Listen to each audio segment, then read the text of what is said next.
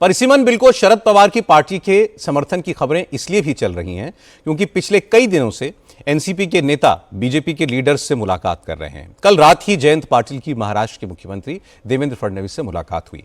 जिस वक्त CM house में जयंत पाटिल पहुंचे उस वक्त प्रफुल्ल पटेल और सुनील तटकरे भी फडणवीस के घर में मौजूद थे। हालांकि बाद में यह बताया गया कि जब एनसीपी के नेताओं की मीटिंग फडणवीस के साथ हो रही थी उस वक्त जयंत पाटिल वेटिंग रूम में बैठे रहे। जब प्रफुल्ल पटेल और सुनील तटकरे सीएम हाउस से चले गए तब जयंत पाटिल और देवेंद्र फडणवीस की मुलाकात हुई। हालांकि इस मीटिंग के बाद फिर इस चर्चा ने जोर पकड़ लिया कि शरद पवार की पार्टी एनडीए में जा सकती है।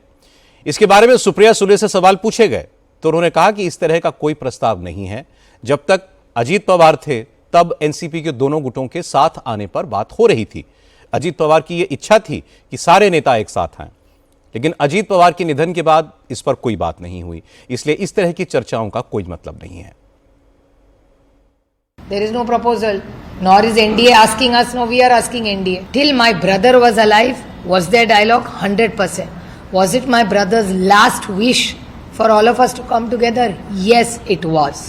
It was my brother's last wish for both the NCPs to work together and be together. Unfortunately, my brother passed away. So now there is no reason to have this conversation because my brother is no more. आज के दिन हमारे party में ऐसी कोई ही चर्चा नहीं है, ना प्रस्ताव आया है, ना हमने किसको प्रस्ताव दिया। जयंत पाटिल जी हमारे पार्टी के बहुत वरिष्ठ नेता है। कल वो ऑफिशियली टाइम लेके माननीय मुख्यमंत्री जी को मिलने गए थे। ओपनली गए गाड़ी से और फ्रंट डोर से गए, फ्रंट डोर से वापस आए। एक बाकी माननीय मुख्यमंत्री जी के घर के ऑफिस में और कौन था इसका जवाब मैं कैसे दे सकती हूँ। इसका जवाब सिर्फ माननीय मुख्यमंत्री जी से, उनका घर है, वो जिसको बुलाए ना बुलाए हमको कैसे पता होगा। इसके बाद खुद जयंत पाटिल भी सामने आया और उन्होंने कहा कि वो तो अपने चुनाव क्षेत्र की समस्या पर बात करने के लिए मुख्यमंत्री फडणवीस से मिलने पहुंचे थे। इस दौरान किसी भी तरह की कोई और सियासी चर्चा नहीं हुई। जयंत पाटिल ने कहा कि वो पार्टी की नीति तय नहीं करते, पार्टी से जुड़े बड़े फैसले शरद पवार और सुप्रिया सुले करेंगे। मतदार संघ में एक समस्या थी, वो नगराध्यक्ष को अवैध ठहराया गया जो 7,000 वोटों से चुन के आया। उसके बारे में मुझे मुख्यमंत्री जी को मिलना और एकनाथ शिंदे साहब को मिलना आवश्यक था। एकनाथ शिंदे साहब दिल्ली चले गए, मुख्यमंत्री जी यहाँ पे मौजूद थे। मैंने टाइम मांगा, उन्होंने टाइम दिया, उन्होंने मेरे से मुलाकात की 5-10 मिनट। मैं मुझे जो कहना है उनको कहा और मैं वापस आया। मेरे को मुख्यमंत्री जी के साथ पॉलिटिकल चर्चा करने का कोई अवसर नहीं मिला, ना तो मैं कोई कोशिश की। हमारे पार्टी में अंदरूनी कोई चर्चा नहीं चालू। हमारी जो भी दिल्ली की दिशा है वो हमारी नेता सुप्रिया सुले वो दिल्ली में बैठ के हमारे जो 8 सांसद हैं उनको विचार में रखे, उनके साथ विचार विमर्श करके तय करेंगे। महाराष्ट्र में सत्तारूढ़ महायुति के नेता भी इस मुलाकात को डाउन प्ले कर रहे हैं। शिवसेना के अध्यक्ष और डिप्टी सीएम एकनाथ शिंदे ने कहा कि प्रफुल्ल पटेल और सुनील तटकरे तो महायुति के सदस्य हैं, उनकी मुख्यमंत्री के साथ मुलाकात होती रहती है। जयंत पाटिल जी ने मीडिया में भी कहा है कि उनकी कुछ सांगली की जो मुद्दा था उसके बारे में वो मिले। प्रफुल्ल पटेल और तटकरे तो हमारे महायुति के मेंबर है, महायुति के पार्ट है, तो जाएंगे। वो मेरे पास भी आते हैं, मुख्यमंत्री जी के पास भी जाते हैं। जयंत पाटिल भी मेरे पास आए हुए थे, कुछ काम लेके आए थे। क्या इसका मतलब क्या राजनीतिक होती है क्या बात? हर बार कोई मिला तो कोई मिलना ही नहीं चाहिए। शरद पवार जी हमारे इधर आ गए, बोले राजनीतिक बात हो गई। कितने लोगों को पेट दर्द हो गया, कितने लोगों को तो जमाल घोटे जैसा कब तकलीफ हो गया। क्या है ये क्या है? ये आपको अप्रोच करते हैं तो क्या आप वेलकम करेंगे? किसको कौन करता है? हमारे से कोई किसी ने अप्रोच किया नहीं और न मैंने किसको अप्रोच किया। देखिए एनडीए के हम लोग पार्ट है, एनडीए के हम बहुत ही विश्वसनीय घटक पक्ष है शिवसेना, जो पिछले कई सालों से साथ में है। लेकिन एनडीए में किसको लेना या जोड़ना ये अधिकार किसका है? ये हमारे आदरणीय देश के प्रधानमंत्री नरेंद्र मोदी जी का है, हमारे गृह मंत्री अमित भाई का है। तो ये जो लोग हैं उसके ऊपर निर्णय लेंगे। लेकिन एनसीपी की तरफ से आ रहे पॉजिटिव स्टेटमेंट से बीजेपी खुश है। बीजेपी के नेता प्रवीण दरेकर ने कहा कि अपने अपने क्षेत्र में विकास के काम करवाने के लिए एनसीपी के विधायक और सांसद एनडीए के साथ आना चाहते हैं। अगर शरद पवार एनडीए के साथ आते हैं तो यह सभी के लिए अच्छा होगा। अच्छा है, अच्छा बदलाव रहेगा तो उसका स्वागत करना चाहिए।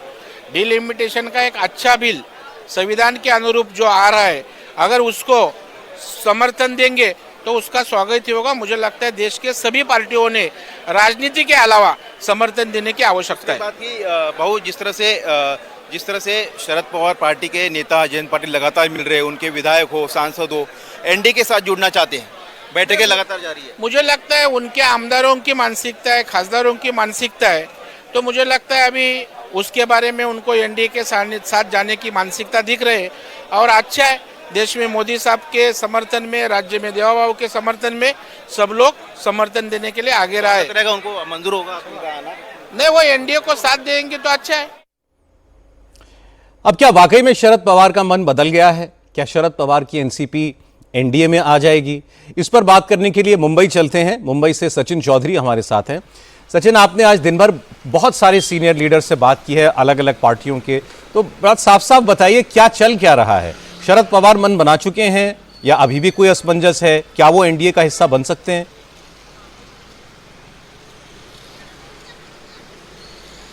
देखिए सौरव, जो सूत्र हमें बता रहे हैं कि शरद पवार के एनसीपी, चाहे उनके सांसद हो या फिर उनके विधायक हो, ये एनडीए के साथ जाएंगे और एनडीए के साथ शामिल होने को लेकर जो प्रक्रिया है, बातचीत का दौर जो है वो शुरू हो चुका है।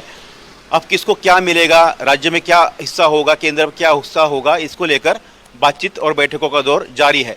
जयंत पाटिल इसकी अगुवाई कर रहे हैं और 10 जो विधायक है महाराष्ट्र में एनसीपी शरद पवार पार्टी के, उसमें से रोहित पवार एक छोड़कर बाकी 9 जो विधायक है वो अपना मन बना चुके हैं। लगातार उनका दबाव है कि वो एनडीए के साथ जाए, बीजेपी के साथ जाए, सत्ता में रहना उनका ज़रूरी है। यही बात जो है सांसदों की है। 8 सांसद है, उसमें से 6 सांसद जो है वो शरद पवार पार्टी को एनडीए में शामिल कराना चाहते हैं। वो चाहते हैं कि बीजेपी के साथ जाए और सांसद और विधायकों ने सीधे सीधे शरद पवार और पार्टी नेतृत्व को बता दिया है कि वो जल्द से जल्द फैसला ले। अगर वो फैसला नहीं लेंगे तो विधायक और सांसद अपना फैसला ले लेंगे।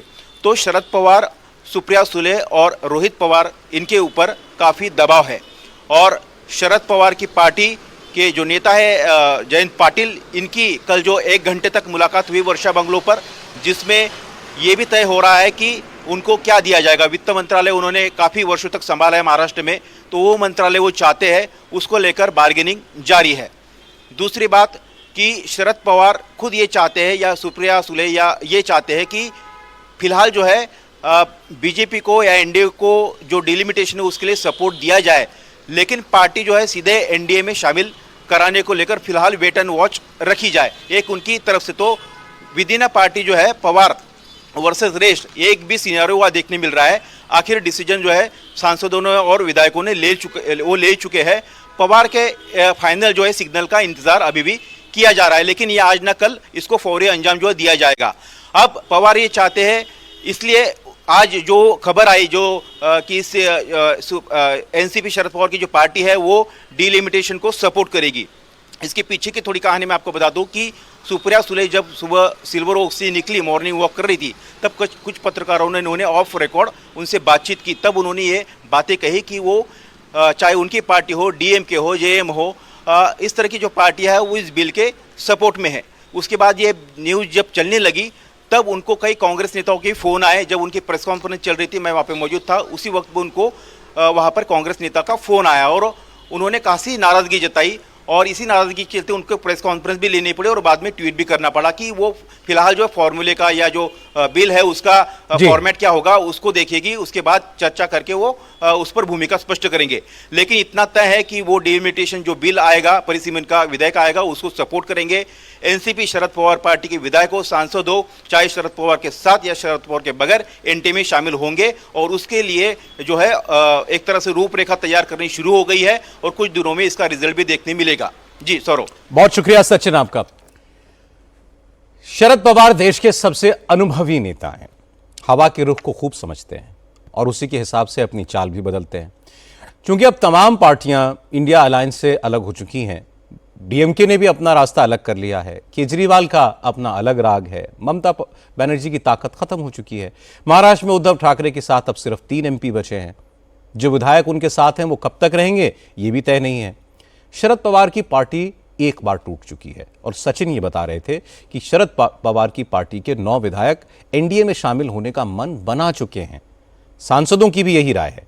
इसलिए इसमें कोई दो राय नहीं कि शरद पवार को अपनी पार्टी की चिंता होगी, वरना यह संयोग तो नहीं हो सकता कि मंगलवार को शरद पवार की शिंदे से मुलाकात हो, इसके अगले दिन जयंत पाटिल देवेंद्र फडणवीस से मिले। कहावत है बिना आग के धुआं नहीं उठता, मतलब कुछ ना कुछ तो हो रहा है, लेकिन इसका पता तभी चलेगा जब खिचड़ी पूरी तरह पक जाएगी।